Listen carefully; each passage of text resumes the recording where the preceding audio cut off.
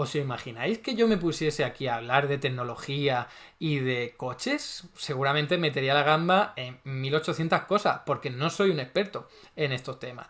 Bien, pues esto es precisamente lo que hace Calero, el del cascarón de nuez, que es experto en tecnología y en coche, pero se pone a hablar de economía, sin tener apenas fundamentos, sin tener apenas conocimiento y sin tener apenas formación en economía, si es que tiene algo por ahí. La verdad es que es muy desesperante. Calero no es el único que hace esto. Conocemos un montón de gente que se pone a hablar, yo que sé, es experto en lucha libre y dice, pues me voy a poner a hablar de economía y de política. O es experto en videojuegos y me voy a poner a hablar de economía y de política. Es muy frustrante. Porque, oye, sí, sobre economía todos estamos capacitados para opinar. Es más, todos deberíamos opinar sobre economía, porque es algo democrático, es algo que nos afecta a nuestras vidas. Pero cuidado, a la hora de hacerlo, vamos a prepararnos bien los conocimientos, vamos a informarnos bien, vamos a tener buenos argumentos, no caigamos en cuñadeces como hace este Calero en multitud de ocasiones, como vamos a ver a continuación en el siguiente vídeo. Porque lo único que se hace así es desinformar, ofrecer una información sesgada. Hay gente que es economista como yo, doctor en economía, que tiene una visión muy diferente. Hay algunos que meten también la gamba y no tienen argumentos, pero hay otros que se le ocurra un poquito más. Se puede discrepar, se puede opinar diferente, pero por favor, un mínimo de rigor, un mínimo de seriedad. Yo estoy cansado de ver por las redes vídeos en los que se dice cualquier cosa ahí y que no tiene ningún fundamento en lo empírico, en lo teórico, y eso es muy denunciable porque se está desinformando. Insisto, discrepar no es el problema. El problema es mentir o dar información incorrecta, falsa, que, como os voy a demostrar a continuación, es muy fácil de señalar. En el caso de Calero no todo es así, ¿vale? Hay también información más debatible, más cuestionable sobre la que me voy a posicionar, pero también información que es rotundamente falsa y muy fácil de demostrar. Vamos a ver por qué digo esto. Este es el vídeo que os comento, ¿vale? Fijaos, se llama La mayor diferencia salarial entre trabajadores públicos y privados de Europa. ¿Qué pasa en España? Como os podéis imaginar, se habla de salarios públicos, de empleados públicos, y ya os digo, ya os adelanto, que se mete la gamba en más de una ocasión. Vamos a verlo. España es el país de Europa, y no solo eso, sino de la gran Europa además, es el cuarto país más habitado de la Unión Europea, que tiene la mayor diferencia de salarios entre la función pública y el sector privado. Y recientemente ha aparecido un estudio del Banco de España junto a otros estudios que diseccionan exactamente los motivos y que es extremadamente interesante. Ha aparecido un artículo en El Confidencial, publicado por el siempre trabajoso y estudioso Javier Jorrín, que me parece súper interesante desgranando estos motivos. El siempre trabajoso Javier Jorrín. Yo no sé si acordáis de quién es este hombre, pero este es un periodista del Confidencial que manipula mucha información, lanza muchos bulos en términos económicos, que ya le denuncié muchos de ellos en algunos vídeos, y lo que hizo fue bloquearme por Twitter para que yo no pudiera acceder a su información. Yo creo que no le falta el respeto en ningún momento, simplemente denuncié sus bulos. Bueno, pues este es el tipo de inspiración que tiene el Calero. Claro, un cuñado, en economía al menos, que se informa sobre otro cuñado, por así decirlo, o una persona del Confidencial, ojo con ese medio, que está lleno de, sí, muchos datos, muchos gráficos, algunos incluso muy visuales, muy guays, pero lleno de manipulaciones, de seco tremendo. Si no me creéis, y a echarle un vistazo a mi canal, todas las respuestas que le he hecho yo a este hombre del Confidencial. Entonces, ¿qué tenemos aquí? Que Calero dice, bueno, pues yo no sé de tecnología, lo que voy a hacer, en vez de informarme sobre un montón de fuentes, opiniones y tal, cojo un artículo del Confidencial que está muy sesgado, aunque él no lo sepa, y lo replico. Y ya está, ya tengo aquí un vídeo de 18 minutos que monetizará y la gente estará contenta. Fijaos que esto lo han llegado a ver 91.000 personas, o al menos tienen 91.000 visualizaciones. Este hombre tiene 623.000 suscriptores, o sea que es una locura de desinformación, es una fuente de desinformación, no sé si mayor que la del Confidencial, pero cercana a ello, ¿no? Entonces vamos a ver qué más cosas comenta, ¿vale? Para ir poco a poco, bueno, también cuál es la tesis de su artículo, que es la misma que la de este artículo del Confidencial. Mismo, me refiero a la inflación, pongo otra chincheta. Se nos dice, se nos cuenta que la inflación se va ralentizando, que se va enfriando, que la sangría ya no es tanta, pero nadie nos dice que efectivamente la subida de precios está ralentizándose, pero en ningún caso está bajando. Es decir, estábamos aquí, ahora estamos aquí, la curva se va aplanando, pero en ningún caso hemos vuelto aquí ni aquí abajo. Estamos diciendo que la subida de precios va más lenta, no que los precios estén bajando. Así que la situación sigue siendo extremadamente delicada y la pérdida de poder adquisitivo de la población en general muy grave. A ver, lo primero que ha dicho está bien, dice, oye, nadie nos cuenta, yo lo cuento mucho y mucha gente también hace mucho hincapié, no es lo mismo precios que inflación, pero bueno, hace esa aclaración, está bien, es correcto. Lo que luego dice, no, como los precios siguen subiendo, hay pérdida de capacidad adquisitiva. Cuidado, para eso hay que compararlo con los salarios. Obviamente, ¿no? Porque los precios pueden aumentar un 5% y tu salario un 4%, estás perdiendo capacidad adquisitiva. Pero por favor, compáramelo, porque no lo hace en ningún momento. Y no hay tampoco trae datos, ni gráficos, ni nada. Así que lo voy a traer yo aquí para que veamos que lo que él dice que es una locura, ¿no? Que estamos perdiendo mucha capacidad adquisitiva en España. Fijaos que estamos perdiendo mucha menos que el resto de países europeos. Esto no quiere decir que sea algo para darnos palmadas en la espalda, quiere decir que vamos a contextualizarlo. Todos los países del mundo hemos perdido capacidad adquisitiva por parte de los salarios, ¿vale? Todos los países del mundo, la clave es, ahora vamos a recuperarlo. En economías capitalistas los precios siguen subiendo siempre. Es más, que bajen es síntomas de crisis económica o de gran depresión. Así que cuidado porque eso puede ser peor, ¿eh?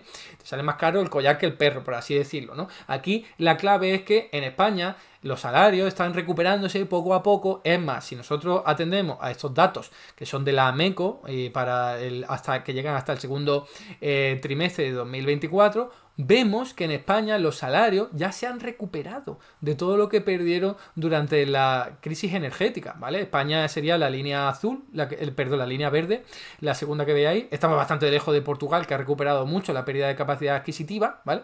Pero luego estamos muy por encima de Alemania, de Italia y también de Finlandia y de la media de la eurozona. O sea, es importante porque el mensaje de Calero, ya lo veréis en todo su vídeo, es catastrofista de España, es fatal, estamos mal en todo y cuidado, estas cosas hay que contextualizarlas. ¿Hemos perdido capacidad adquisitiva por culpa de inflación? Sí. Lo ha perdido todo el mundo y nosotros estamos recuperando unos ritmos que son bastante buenos. Todavía no hemos recuperado todo acorde a otro tipo de indicadores, pero no me quiero meter en esto. Lo que quiero decir es que España no está tan mal como este hombre lo pinta, ¿no? Que claro, habla de España, pero no compara con el resto. Es como estar hablando de una carrera. Oye, esta persona va muy lenta. Sí, pero si todos los demás van más lentos, está ganando la carrera. Hay que comparar con el resto de actores. Pues este hombre no lo hace, obviamente, porque no le interesa, ¿no? Porque lo que quiere es simplemente mostrar una imagen negativa de la economía española, a ver si así le cae ataques a Pedro Sánchez y al gobierno de coalición, obviamente, ¿no? Eso está ahí subyaciendo en todo momento. Pues ya respondía a este hombre Calero en otro vídeo y ocurrió exactamente lo mismo. Por cierto, me voy tan adelante en la barra de tiempo porque se tira como 3 o 4 minutos hablando de lo de cómo no, el Freedom 24, que está hasta en la sopa, que paga a todos los youtubers e influencers para que digan barbaridades o digan imprecisiones o desinformación. En fin, como digo, me voy a pasar toda esa parte y vamos a ver qué más cosas comenta. De diferencia que hay en los salarios se calcula, según los estudios de los expertos, de ese 40% de diferencia que hay en los salarios, se calcula, según los estudios de los expertos del Banco de España. El 40% de diferencia está diciendo entre los empleados públicos, entre los salarios públicos y los salarios privados, ¿vale? España, que la mitad o un poco más se debe a la baja productividad de las empresas. Es decir, primer punto importante, no es tanto que el empresario gane mucho y no te quiera dar más, sino que el empresario no gana más para poderte pagar un mejor sueldo. Y eso es un problema de la empresa y del empresario, sí. Pero no está ahí una voluntad de quererte pagar menos. Y es... no, anda, vaya, o sea, fijaos el blanqueamiento de los empresarios. Hombre, creo que este hombre es empresario claramente y va a salir a defender a lo suyo por su propio sesgo, pero está en contra de la evidencia empírica. Esto es lo que yo quiero decir, ¿vale? Yo soy un empleado público, pero no por eso tengo razón o dejo de tenerla o tengo mayor sesgo, que lo puedo tener. La clave es quién tiene razón viendo los datos. Vamos a ver, lo primero que ha dicho, la productividad horrible, las empresas españolas ganan muy poco y las pobrecillas no pueden pagar mucho a los trabajadores, eso ha dicho en Román Paladino, ¿no? Vamos a ver los datos. La productividad total de los factores en España es horrible, eso ya lo sabemos, es muy baja, es la línea roja, ahí la podéis ver, cayó mucho conjuntamente con la de Italia y ha recuperado bastante en los últimos años, pero sigue bastante por debajo. Esto es un secreto a voces, eso lo sabe todo el mundo, pero lo que no sabe tanta gente es que la productividad total de los factores se puede diferenciar, dividir en dos, en la productividad del empresario y la productividad del trabajador. Pues ahí tenéis en este gráfico esa bifurcación tan tremenda. Muchas gracias, señor Alessandro, por renovar la suscripción. La línea azul que veis que sube y que se mantiene por encima de la línea de en medio, que es la productividad total, resulta que es la de los trabajadores. Ahí lo tenéis, es la productividad del trabajo la que ha ganado terreno desde los años 2005 o por ahí, ¿vale? Y que se mantiene bastante alta, sobre todo mucho más alta que la productividad del capital, que es la productividad de los empresarios, que está desplomada y que no se recupera. Así que, apreciación importante, señor Calero. Resulta que la productividad en España es baja, no porque los trabajadores sean poco productivos, sino porque los empresarios son muy poco productivos. ¿Qué quiere decir esto? Que invierten allí en sectores que luego no son rentables o no son tan rentables. Y todos sabemos en qué estamos pensando. Hostelería, inmobiliaria, construcción, ¿vale? Son sectores que necesitan mucho dinero que luego no son tan rentables. Pero los trabajadores sí dan el callo, trabajan mucho, trabajamos muchas más horas al año que los trabajadores de Holanda, de Alemania y tal, y eso también tiene su repercusión con la productividad. Al fin y al cabo, se nos está extrayendo mucha mayor renta por parte de los empresarios. Alguien podría decir todavía, vale, la culpa es de los empresarios porque no están invirtiendo bien en lo que deben, tienen poca productividad y al fin y al cabo lo que hacen es pagarle poco salario a los trabajadores porque no pueden. Cuidado, significa que están exprimiendo al máximo a los trabajadores, que son los únicos que tienen una productividad positiva, ¿vale? Que es una productividad más o menos buena. Y lo segundo importante a tener en cuenta. La productividad de España ha aumentado muy poquito, pero aún así ha aumentado mucho más que los salarios. Estos son datos oficiales, en este caso son de AMECO, también de la Comisión Europea. De verdad, por favor, son datos que todo el mundo lo puede ver. Fijaos la evolución de la productividad. Ahí lo tenéis, cómo aumenta y en algún momento se queda ahí más o menos estancada, pero la clave es que los salarios están estancadísimos desde los años 90. Los salarios, insisto, ahí lo podéis ver, es la remuneración salarial real, ya descontada la inflación. O sea que no es que los empresarios españoles, pobrecitos, no pueden pagar muchos salarios. No, es que pueden pagar más. Aquí se ve. Tendríamos que decir que están hasta el cuello si las dos líneas subieran al mismo nivel, ¿vale? Al mismo ritmo, pero no, hubo una tijera en los años 90 por culpa de las políticas de austeridad liberales aplicadas por Felipe González y luego por Aznar, que lo que hicieron fue empobrecer a la clase trabajadora y todavía no ha recuperado el puesto que les quitaron, esa situación, ese lugar en la lucha de clases. No lo hemos recuperado, así que no. Los empresarios, en términos generales, por supuesto habrá de todo, pero en términos generales, acorde a lo que vemos en los datos, podrían pagar mayores salarios. Y no lo hacen, ¿por qué? Por esto. Porque en España hay una tasa de paro de la leche. Somos el cuarto país con mayor tasa de paro del mundo, que ya es decir, tenemos un 11,2%, que es muy bajo en comparación con lo que hemos tenido históricamente, pero es que solo nos superan Bosnia-Herzegovina, Brasil, Sudáfrica y algunos más por ahí, ¿vale? O sea que cuando la gente tiene miedo a perder su puesto de trabajo porque hay mucha gente que está desempleada y que quiere trabajar en lo tuyo, tú tragas con lo que sea. Y tú no vas a exigir mejoras salariales porque tienes miedo de que te echen. Esa es la principal explicación. Es el famoso ejército industrial de reserva de Carlos Marx, que al fin y al cabo nos enseña, nos muestra que en España los salarios sean más bajos. No es porque el empresario pobrecito no gane lo suficiente, no, tiene margen para aumentar los salarios. Lo vemos con los datos y sin embargo tenemos a gente diciendo tonterías como esto que está diciendo, ¿no? Inexactitudes, imprecisiones. No es así, señor Calero. A ver si este vídeo le llega y puede actualizar sus conocimientos, cosa que pongo bastante en duda, pero bueno, la esperanza es lo último que se pierde. Vamos con otra parte. Pero te estaba diciendo que es el 40% la diferencia que hay entre el salario público y el salario privado. ¿Dónde está ese 15 o 20% que nos falta hasta llegar al 40%? Bueno, pues es lo que se llama técnicamente la prima salarial o directamente el sobresueldo que el Estado paga a la gente por trabajar en la función pública. Ya está, según este hombre, se paga mucho en España, muchísimo a los asalariados públicos, porque lo ha leído en el artículo del Confidencial, ¿no? Básicamente. Bueno, pues vamos a ver aquí qué es lo que dicen los datos, porque leer un artículo sesgado no es suficiente, vamos a ver a los datos.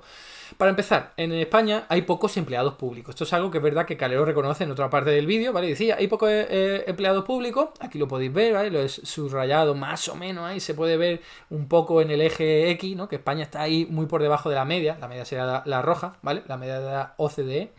Pero vamos a hablar de salario, ¿vale?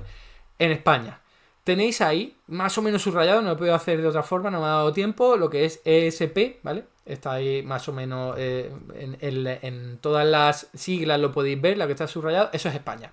Vale, lo que se le paga a los trabajadores públicos es la barra azul, perdón, verde oscura, ¿vale? Entonces, la de España es más o menos alta, está más alta que la media, pero está muy por debajo de países que son muy ricos como Finlandia, como Islandia, como Suecia, como Francia, como Dinamarca, como Bélgica, como Noruega, como Canadá, ¿vale? Como algunos países como Eslovenia, por ejemplo, que es un país que no es más rico que España precisamente. O sea, para empezar, ¿España está por encima de la media en su remuneración a los empleados públicos? Sí. ¿Quiere decir que eso es malo? No, porque si nosotros vamos a ver los datos, resulta que los países que más pagan a sus empleados públicos son también de los más ricos del mundo y en los que mejor se vive por el estado social tan fabuloso que tiene, ¿no? Que lo estén recortando últimamente. Entonces, eso es lo primero. El relato de Calero es que ese es un problema, que los asalariados públicos ganan más que los privados a igualdad de condiciones, que eso es una comparación también muy injusta, porque normalmente los empleados públicos hacen cosas que no hacen los empleados privados, ¿vale? Por ejemplo, policía, no puedes comparar con la policía privada. Ejército, no puedes comparar, ¿vale? En algunos otros sí, como médicos y tal, y ahí, por cierto, no salen bien parados en este caso, pero en cualquier caso, fijaos que su relato es negativo, ¿eh? La gente está cobrando mucho, los empleados públicos cobran mucho y se explica un sobresueldo, como si eso fuese algo malo. Y hay una explicación que yo ya he aclarado, señalado en alguna que otra ocasión aquí, y es que España se caracteriza por tener muy pocos empleados públicos, pero tenerlos concentrados en sectores de alta cualificación.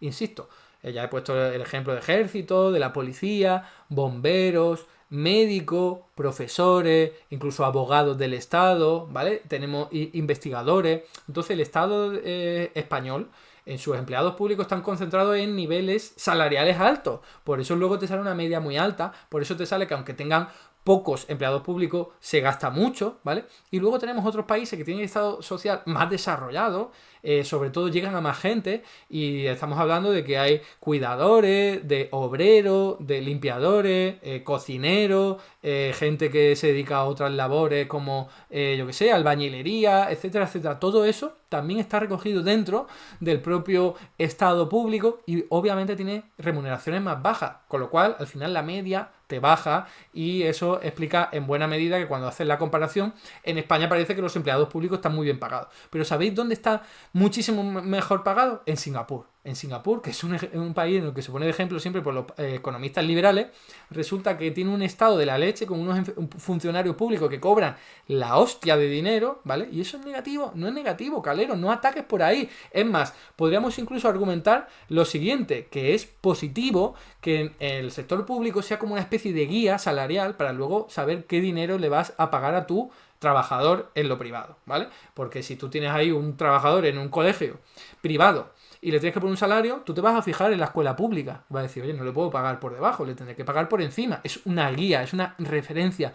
Que haya sueldos públicos elevados está bien, porque forma, insisto, marca una guía para el resto de la economía, para el sector privado concretamente. Además, fijaos, dejaré un artículo de Nada es Gratis para que no solo tengáis mi visión al respecto, en el que analiza por qué los empleados públicos en España ganan más que el empleado privado, o sobre todo más que en algunos países de su entorno, más que la media en el empleado público, y en buena medida es por esto que veis ahí, es porque hay sindicatos fuertes, ¿vale? En España hay sindicatos, el CSI, UGT, Comisiones Obreras, CNT, que son muy fuertes en el sector público y que reivindican exigencias salariales, niveles salariales más altos. Así que eso, de nuevo, vuelve a ser bueno porque estimula la economía, y los ejemplos son Singapur y los que yo he puesto por ahí, ¿vale? Entonces no es algo malo, no es algo negativo, por supuesto, para Javier Calero, Javier o como se llame Calero, sí. Vamos a continuar. Dentro de Europa nos va mal porque nos hemos alejado de los que pagan los salarios más altos. Antes del crack inmobiliario y del crack bursátil del año 2008, llegamos a tener una brecha salarial respecto a la gran Europa o Alemania del 14%, y actualmente estamos en un 23%. De 30.300 euros brutos de salario medio que hay en España a los 39.000 euros de salario medio bruto que hay en la Unión Europea.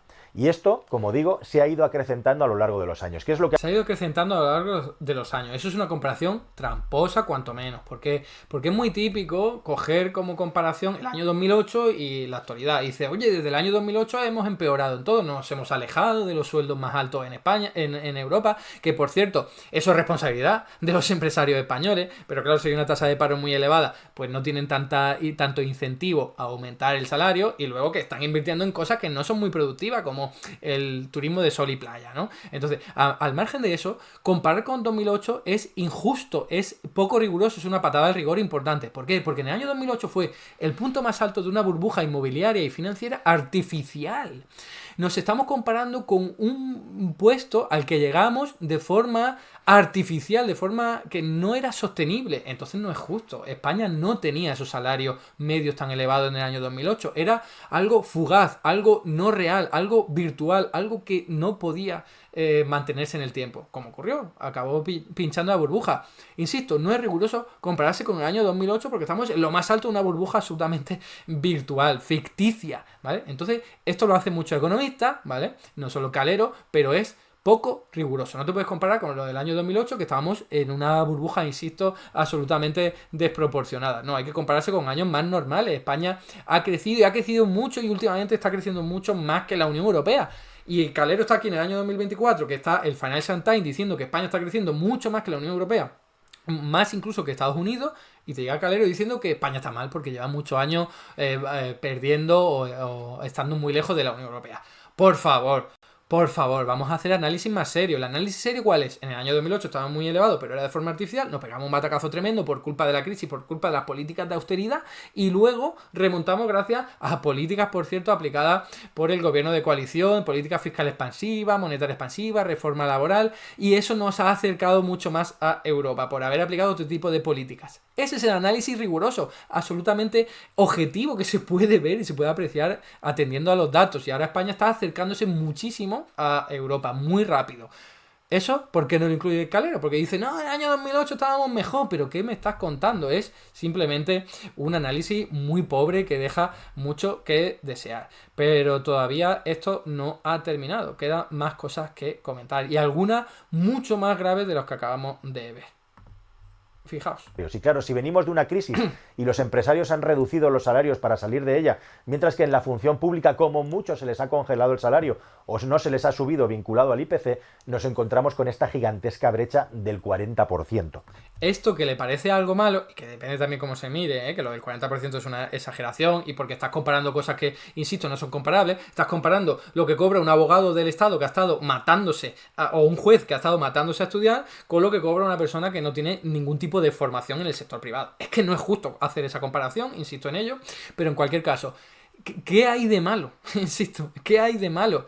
Precisamente, si en una crisis bajaron los precios en el sector, los salarios, perdón, en el sector privado y en el público no tanto, eso es positivo, porque de nuevo forma una guía para que luego los precios o los salarios en el sector privado sigan más o menos la guía del sector público. Aparte que esto tiene un nombre en economía, se llama estabilizador automático. Cuando hay una crisis y tú lo que haces es recortar salario, lo que haces es acelerar la crisis, agravar la crisis. Si tú impides que las rentas caigan, por ejemplo en el sector público con los asalariados, lo que haces es amortiguar el impacto de la caída de la actividad económica. Calero, esto se enseña en segundo de economía. Por favor, te animo a que te informes un poquito al respecto para que des una información mucho más rigurosa, mucho más completa y mucho más rica que la que estás dando, que es muy pobre, muy vacía y muy sesgada. Por no hablar de la enorme falsedad en la que luego vas a incurrir y que voy a denunciar. Pero vamos con la parte que no puede faltar en un vídeo que está patrocinado por Freedom24.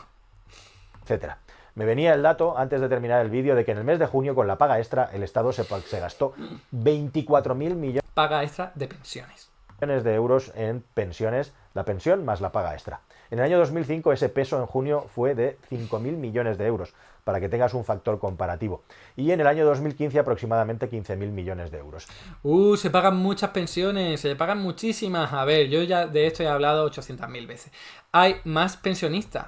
hay que pagar más pensiones, hay más gente mayor, hay que pagar más pensiones. ¿Eso es malo? No, eso no es malo. De hecho, puede ser incluso bueno. La Comisión Europea ha publicado muchos informes, uno de estos de la economía de plata, para evidenciar que ese dinero que cobran los pensionistas no acaba quemándose, no acaba en el retrete, no acaba en la basura, sino que se recicla en la propia actividad económica. Esos pensionistas consumen, con eso se acaban aumentando ventas, acaban aumentando beneficios, se acaba contratando gente.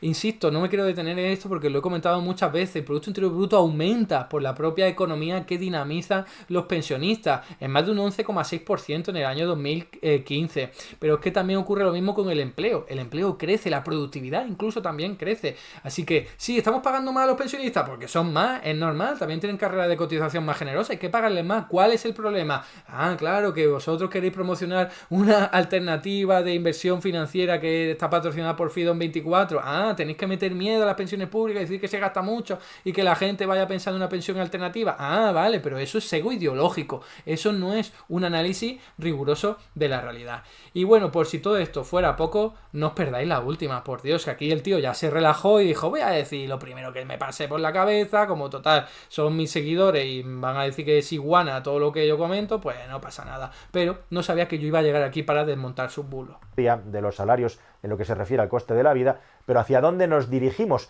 Dándole patadas al balón hacia adelante.